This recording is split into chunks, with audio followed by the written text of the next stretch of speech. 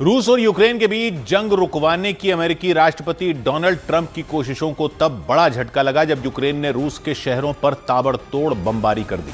इससे पहले रूस की फौज ने यूक्रेन पर एक साथ सैकड़ों ड्रोन और मिसाइलें दाग दी थी। इसके जवाब में यूक्रेन ने भी रूस के शहरों पर हमले कर दिए। एक साथ सैकड़ों ड्रोन से हुए हमले की वजह से वहां दहशत मच गई। रात के वक्त आसमान में एक के बाद एक मिसाइलें और ड्रोन गुजरती दिखी। दावा किया गया कि यूक्रेन के निशाने पर रूस की कुछ ऑयल रिफाइनरियां थी जिन्हें रात के वक्त निशाना बनाने की कोशिश की गई थी। हालांकि रूस की फौज ने यूक्रेन के सभी हमलों को नाकाम करने का दावा किया, लेकिन खबरों के मुताबिक रात के वक्त दोनों ओर से हुई बमबारी की वजह से कई जगहों पर आग लग गई और दोनों देशों के आक्रामक रवैये पर अमेरिकी राष्ट्रपति डोनाल्ड ट्रंप की नाराजगी भी साफ दिखी।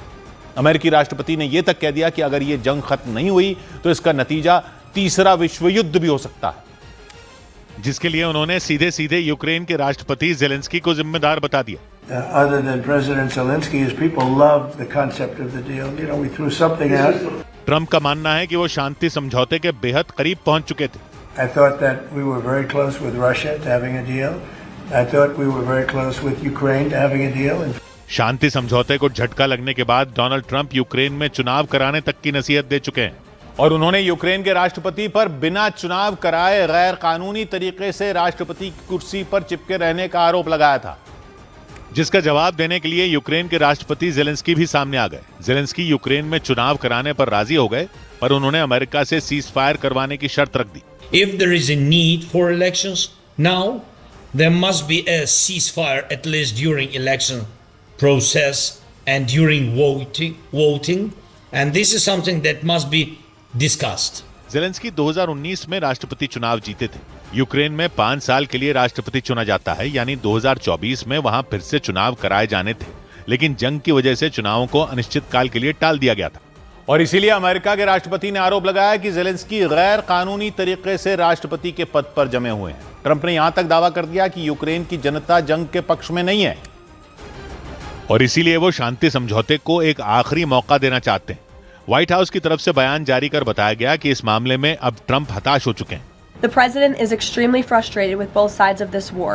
व्हाइट हाउस के मुताबिक जंग रुकवाने के लिए अलग-अलग देशों के नेताओं और अफसरों के साथ करीब 30 घंटे की बैठकें की जा चुकी हैं। The administration has spent more than 30 hours just in the past couple of weeks meeting with the Russians and the Ukrainians and the Europeans and speaking with them as well. शनिवार को व्हाइट हाउस के अधिकारियों की Ukraine के अधिकारियों से होने वाली बैठक को शांति समझौते की दिशा में आखिरी कोशिश माना जा रहा है।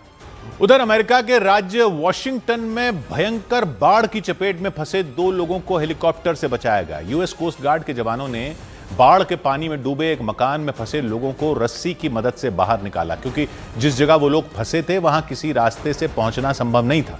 वहां चारों ओर पानी भरा नजर आया जो मकानों की छत तक पहुंच गया। वहां जब लोगों के फंसे होने की खबर मिली तो राहत बचाव टीम को हेलीकॉप्टर के जरिए भेजा गया और फिर उस हेलीकॉप्टर में बैठे यूएस कोस्ट गार्ड के जवानों ने ऑपरेशन शुरू किया। पहले हेलीकॉप्टर को उस मकान के पास ले जाया गया जहां लोग फंसे हुए थे। उसके बाद हेलीकॉप्टर से एक जवान रस्सी की मदद से उस मकान की छत पर उतरा और जैसे ही राहत और बचाव दल का सदस्य उस मकान में पहुंचा, वहां फंसे लोगों के चेहरे खिल उठे। उन लोगों ने राहत की सांस ली और फिर उस मकान में फंसे लोगों को एक एक कर निकालने का काम शुरू हुआ।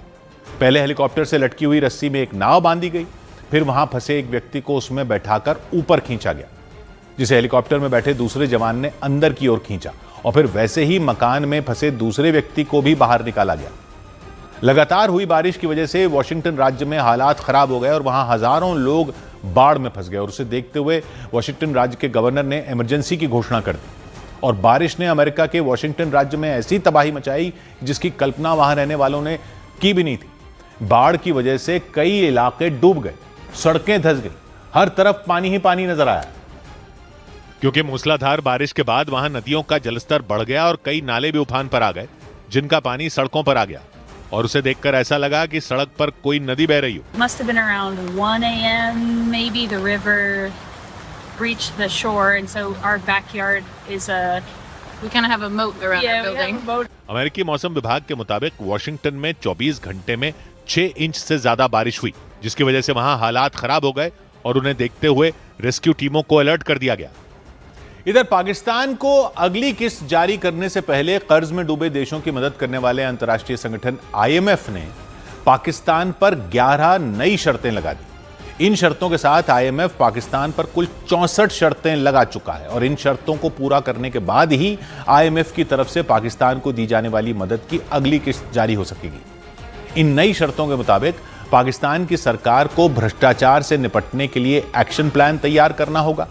साथ ही इसी महीने बड़े सरकारी अधिकारियों की संपत्ति की जानकारी को सार्वजनिक करना होगा और धीरे धीरे इस एक्शन प्लान को देश के अलग अलग प्रांतों में भी लागू करना होगा, ताकि वहां काम करने वाले सरकारी अधिकारियों की संपत्ति के बारे में सभी को जानकारी मिल सके और इन नई शर्तों को लागू कर पाकिस्तान की इकोनॉमी पर लोगों का भरोसा फिर से कायम हो सके। इसके अलावा आईएमएफ ने पाकिस्तान सरकार की कमाई घटने पर अगले साल एक मिनी बजट लागू करने की भी शर्त रखी। साथ ही पाकिस्तान को कंपनीज एक्ट और स्पेशल इकोनॉमिक जोन एक्ट में भी बदलाव करने होंगे। इसके अलावा आईएमएफ ने भारत से तनाव जारी रखने पर भी पाकिस्तान की अर्थव्यवस्था को बड़ा खतरा होने की चेतावनी दी। लेकिन आईएमएफ की भारी भरकम शर्तों के बाद भी कर्ज लेने को मजबूर पाकिस्तान के प्रधानमंत्री शहबाज शरीफ ने शेखी बगारने में कोई कसर नहीं छोड़ी। उन्होंने एक कार्यक्रम के दौरान भाषण देते हुए आईएमएफ का कर्ज लौटाने के साथ साथ पाकिस्तान को भी ताकतवर बनाने का दावा कर दिया। हम ये न सिर्फ कर्जे वापस लौटाएंगे बल्कि अपनी दौलत खुद पैदा करेंगे और पाकिस्तान को अजीम बनाएंगे इंशाअल्लाह। लेकिन शहबाज शरीफ के इस बयान ने उनकी दुनिया भर में किरकिरी करवा दी, क्योंकि एक तरफ वो अपने देश में बड़ी बड़ी बातें करते रहे और दूसरी तरफ आईएमएफ से कर्ज लेने के लिए कड़ी शर्तों को मानने के लिए उनको मजबूर होना पड़ा। उधर अमेरिका के कैलिफोर्निया में एक गैस पाइपलाइन में जबरदस्त धमाका हो गया और धमाका इतना तेज था कि वहां मौजूद कई मकान हिल गए। पूरे इलाके में दहशत मच गई, क्योंकि जिस मकान के नीचे से वो पाइपलाइन गुजर रही थी वो तो धमाके की वजह से पूरी तरह बिखर गया।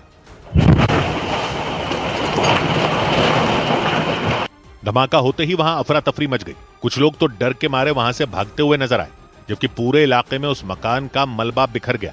धमाके के बाद वहां आग की लपटें भी उठती दिखाई दी। थोड़ी ही देर में दमकल विभाग के कर्मचारी वहां पहुंच गए और उन्होंने आग बुझाने की कोशिश तेज कर दी। बताया गया कि वहां हुए धमाके की वजह से 6 लोग घायल हो गए और उन्हें अस्पताल में भर्ती करवा दिया गया।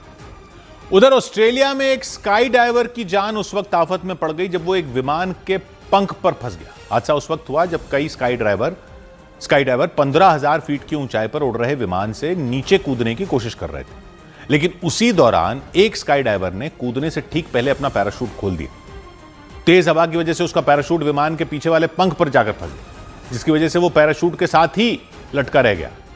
इस दौरान विमान में मौजूद दूसरे स्काई डाइवर आराम से नीचे की तरफ छलांग लगाते दिखे, लेकिन पैराशूट के साथ लटके उस आदमी तक कोई नहीं पहुंच सका, जबकि विमान में बैठे लोग भी उस आदमी की कोई मदद नहीं कर पाए। और इस दौरान विमान उसी रफ्तार से उड़ता रहा और हवा के तेज दबाव की वजह से पंख पर फंसे उस स्काई डाइवर को अपने सर पर मौत नाचती दिखाई दी। लेकिन उसने भी हिम्मत नहीं हारी और अपनी जेब से एक छोटा कटर निकालकर पैराशूट की रस्सियों को काटना शुरू कर दिया। इस दौरान तेज हवा की वजह से उसे रस्सियों को काटने में काफी मुश्किल हुई, लेकिन वो लगातार एक के बाद एक रस्सियों को काटता चला गया। पैराशूट की आखिरी रस्सी कटते ही वो 15,000 फीट की ऊंचाई से जमीन की तरफ तेजी से गिर गया। हालांकि उसके पास दूसरा पैराशूट भी मौजूद था, जो उसने गिरने के कुछ ही सेकंड बाद खुला और सुरक्षित जमीन पर उतर गया।